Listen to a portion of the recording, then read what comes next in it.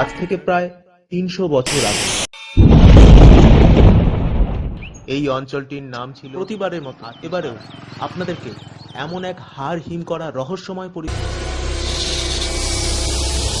এই বাড়িটি জমিদার রাধা মাধব সেন আজ থেকে ২৫০ বছর আগে।